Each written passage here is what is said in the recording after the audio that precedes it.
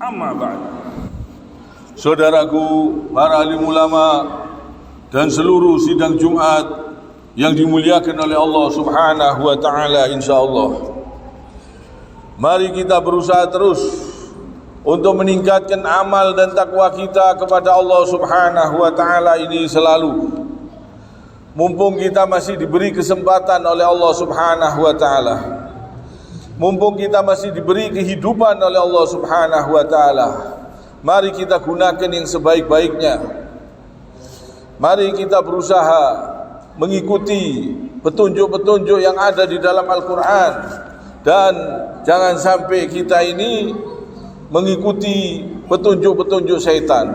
Jangan sampai kita ini tersesat. Jangan sampai kita ini jadi orang munafik. Jangan sampai kita ini berkhianat. Jangan sampai kita jadi orang yang tidak bisa dipercaya, tidak amanah. Ini jangan sampai.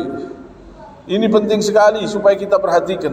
Karena di akhir zaman ini banyak sekali orang-orang pendusta, orang-orang penipu, orang-orang yang berkhianat, tidak bisa amanah, tidak bisa dipercaya. Di akhir zaman ini banyak. Kelihatannya seperti orang Islam, sepertinya orang yang beriman, tapi tidak bisa diamanai, tidak bisa dipercaya. Padahal ini adalah ciri-ciri orang munafik. Orang yang berdusta itu ciri-cirinya orang munafik. Dan orang munafik ini tempatnya di neraka yang paling bawah. Kata Allah Subhanahu wa taala di dalam Al-Quran, Innal munafikina fid darkil asfali minan nar. Sesungguhnya orang-orang munafik itu tempatnya di neraka yang paling bawah. Di akhir zaman ini banyak, nampaknya seperti orang beriman, nampaknya seperti orang soleh, tapi tidak bisa dipercaya. Berkhianat. Ajaran Nabi pun tidak mau diikuti, kadang-kadang diselisihi. Ajaran Allah, perintah Allah kadang diselisihi. Ajaran yang asli, yang sunnah Nabi kadang-kadang dicaci, kadang-kadang dimaki, kadang-kadang dihina. Padahal orang-orang tersebut nampaknya seperti orang-orang soleh, nampaknya seperti orang-orang yang beriman, padahal berkhianat, tidak bisa dipercaya. Ajaran Nabi saja tidak bisa mereka ikuti dengan yang sebenarnya. Mereka sudah berkhianat, apalagi sama manusia. Ini hati-hati. Orang-orang munafik ini nerakanya yang paling bawah, kata Allah Subhanahu wa taala. Dia pura-pura seperti orang baik, seperti orang soleh, padahal penipu, padahal pendusta, padahal tidak bisa dipercaya. Ini supaya kita waspada. Jangan sampai kita ini mengikuti langkah-langkah mereka. Jangan sampai masa depan kita di akhirat kelak terhina. Dunia ini sementara. Dunia ini hanya tempat tinggal sementara. Jangan sampai kita tertipu dengan keindahan-keindahan dunia, sehingga kita ini menghalalkan segala cara, sehingga berdusta, sehingga tidak bisa dipercaya, sehingga tidak bisa amanah. Dan ini Allah Subhanahu wa taala berfirman. Jadi Allah Subhanahu wa taala mengingatkan, ya ayyuhalladzina amanu la takhunullaha wa rasula wa takhunu amanatikum wa antum ta'lamun.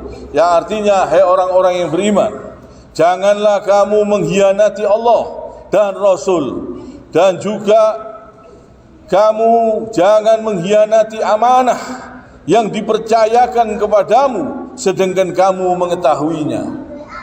Ini Allah Subhanahu wa taala mengingatkan, jangan sampai orang yang beriman berkhianat. Jangan sampai orang yang beriman tidak bisa dipercaya, menyelisihi ajaran Nabi, tidak bisa jujur. Jangan sampai orang yang beriman berbuat keji, berbohong, menipu. Jangan sampai kita ini terhina di akhirat kelak. Ini supaya kita perhatikan. Dan Allah Subhanahu wa taala berfirman, ini supaya kita ini selamat. Allah Subhanahu wa taala menyampaikan firman-Nya ini di dalam Al-Qur'an supaya kehidupan kita tertib, teratur, supaya kita bahagia. Ini supaya kita perhatikan. Dan Rasulullah sallallahu alaihi wasallam bersabda dalam sebuah hadis, arba'un man kana fihi kana munafiqan khalisan wa man kanat fihi faslatun minhunna kanat fihi faslatun minan nifaqi hatta yad'aha idza tumina khan wa idza hadasa kadzaba wa idza ahada ghadara wa idza khasama fajar. Yang artinya, barang siapa yang di dalam dirinya terdapat 4 hal, maka ia orang munafik yang murni. Barang siapa yang di dalam dirinya terdapat salah satu daripadanya, maka di dalam dirinya terdapat pekerti munafik, sehingga ia meninggalkannya, yaitu apabila ia dipercaya maka ia mengkhianati, apabila ia berkata maka berdusta, apabila berjanji maka mengingkari, dan apabila bertengkar maka keji. Rawahul Bukhari, Muslim, Abu Dawud, Tirmidzi dan Nasa'i. Ini hadis sahih. Jadi riwayat Bukhari, Muslim, Abu Dawud, Tirmidzi dan Nasa'i. Jadi ini penting supaya kita perhatikan. Rasulullah sallallahu alaihi wasallam menerangkan bahwa seseorang yang di dalam dirinya terdapat 4 perangai, maka orang tersebut adalah termasuk orang yang benar-benar munafik. Dan seseorang yang mempunyai sebagian dari 4 perangai itu, maka di dalam dirinya terdapat kemunafikan sesuai dengan kadar perangai itu. 4 perangai yang dimaksud ialah mengkhianati amanah, dusta dalam pembicaraan, menyelisihi perjanjian, dan keji dalam pertengkaran. 4 hal itu tidak keluar dari orang-orang yang hatinya penuh dengan keimanan. Jadi orang yang beriman tidak mungkin berbuat seperti itu, tidak mungkin menjadi pendusta, tidak mungkin bersifat seperti sifatnya orang-orang munafik. Jadi satu, mengkhianati amanah adalah suatu penganiayaan terhadap pemiliknya. Amanah ini mencakup segala sesuatu yang dipercaya oleh orang lain kepada dirinya, baik berupa harta, kehormatan, atau hak-hak lain, bahkan syariat yang sampai kepada kita pun termasuk amanah. Jadi syariat ini yang sampai kepada kita ini termasuk amanah. Ajaran yang asli dari Rasul Shallallahu Alaihi Wasallam ini juga termasuk amanah. Sampai di mana kita menjalankan syariat tersebut, sampai di mana kita mentaati perintah Allah dan Rasulnya, sampai di mana kita berkhianat terhadap amanah tersebut, terhadap syariat Allah Subhanahu Wa Taala, sampai di mana kita menyelisihi ajaran-ajaran Nabi. Ini semua dinilai oleh Allah Subhanahu Wa Taala. Ini hati-hati. Jangan sampai kita berkhianat, jangan sampai kita menyelisihi ajaran Nabi. Sepertinya orang yang beriman tapi perbuatannya benci kepada sunnah Nabi, benci kepada ajaran Nabi yang asli, yang murni. Ini jangan sampai. Jangan sampai kita mencaci, menghina ajaran-ajaran Nabi yang asli, yang murni. Jangan sampai. Nampaknya seperti orang beriman tapi berkhianat, jangan sampai. Oleh karenanya Allah Subhanahu wa taala menyebutkan di dalam firman-Nya tadi, "Hei orang-orang yang beriman, janganlah kamu mengkhianati Allah dan Rasul, dan juga kamu jangan mengkhianati amanah yang dipercayakan kepadamu sedangkan kamu mengetahuinya." Ini surat Al-Anfal ayat 27.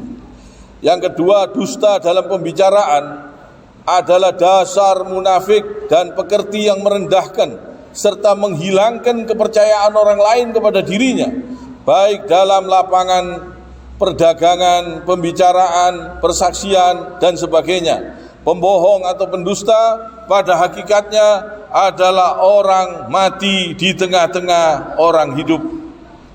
Yang ketiga, menyelisihi atau merusak perjanjian adalah termasuk bagian dari bohong dan menyia-nyiakan kepercayaan.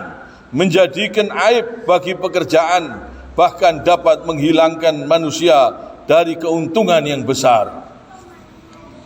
Menyelisihi janji ini termasuk ke dalam golongan dosa besar, manakala seseorang telah bermaksud menyelisihinya pada waktu mengadakan perjanjian.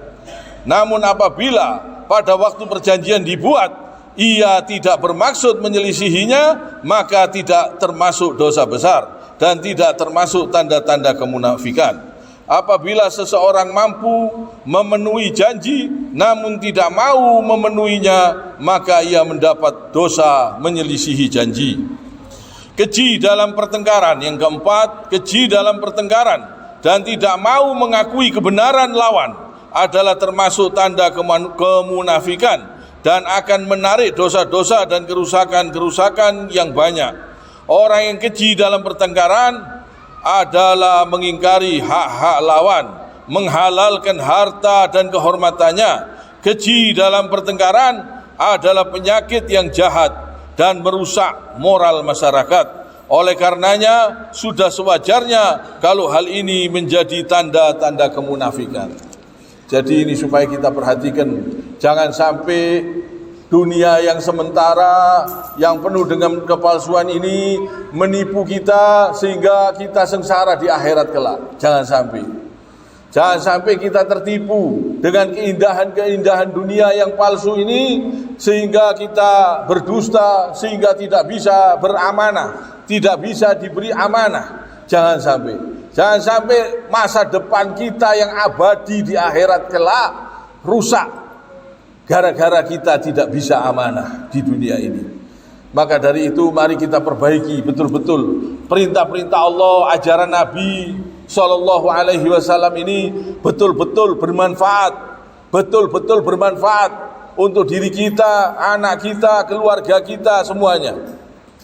Ini penting sekali. Jangankan orang lain, anak sendiri saja kalau tidak bisa beramanah, tidak ada harganya, tidak ada artinya. Rasanya jauh, rasanya tidak bisa dipercaya. Jadi nilai amanah ini walaupun orang lain kalau bisa diamanahi, dipercaya, itu kita lebih tenang. Jadi ini penting sekali. Anak pun harus bisa menjaga amanah, kepercayaan orang tuanya, harus bisa amanah, jujur. Kalau tidak ada harganya. Orang tuanya pun bisa-bisa tidak percaya sama anaknya. Jadi ajaran Allah, ajaran Nabi ini sangat bermanfaat untuk kita. Kalau anak-anak itu tidak menjalankan amanah, alangkah ngerinya. Orang tuanya saja tidak percaya sama dirinya, ngeri. Kalau seperti ini ngeri, sudah. Anaknya sendiri tidak dipercaya, orang lain dipercaya. Karena apa? Karena tidak bisa amanah. Ini hati-hati. Orang kalau tidak bisa amanah, tidak dipakai. Males orang.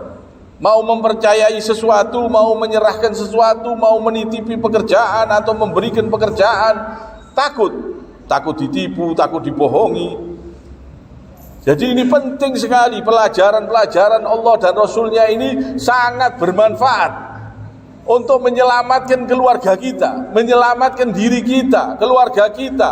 Kalau menjalankan perintah-perintah Allah dan Rasulnya, keluarga itu bahagia, nikmat, kehidupan itu nikmat, tenang, tentram.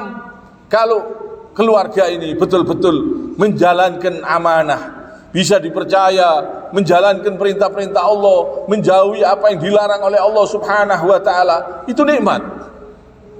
Kita nikah, kita punya istri pun kalau bisa diberi amanah, nikmat, kebahagiaan. Tapi kalau tidak bisa dipercaya, apa artinya? Tidak bisa. Tidak ada kebahagiaan tanpa Al-Quran, tanpa hadis Nabi. Tidak ada kebahagiaan di dunia ini. Jadi di dunia ini kalau ingin bahagia, Al-Quran dan hadis ini harus diamalkan. Rumah tangga pun tidak bisa bahagia, istri pun tidak bisa disenangi, tidak bisa dicintai. Akhirnya jadi musuh kalau tidak bisa dipercaya. Akhirnya berantakan Gara-gara apa? Gara-gara tidak mau menjalankan Al-Quran, menjalankan perintah-perintah Allah, tidak mau menjauhi apa yang dilarang oleh Allah Subhanahu wa ta'ala. Hidup tidak bisa bahagia, tidak bisa teratur, tidak bisa tenang, rumah tangga semuanya kacau kalau tanpa Al-Quran dan hadis Nabi SAW. Kalau tidak diamalkan perintah-perintah Allah Subhanahu wa ta'ala, hidup tidak akan bisa bahagia. Maka dari itu mari kita berusaha semaksimalnya untuk menjalankan perintah-perintah Allah Subhanahu wa ta'ala dan perintah-perintah Nabi SAW. Jangan sampai kita menyelisihinya, jangan sampai kita membenci ajaran-ajaran Allah dan Rasulnya ini. Jangan sampai kita termasuk orang-orang yang berkhianat, orang-orang munafik. Jangan sampai. Kiranya sampai di sini. Subhanakallahumma bihamdik asyhadu an la ilaha illa anta astaghfiruka wa atubu ilaik.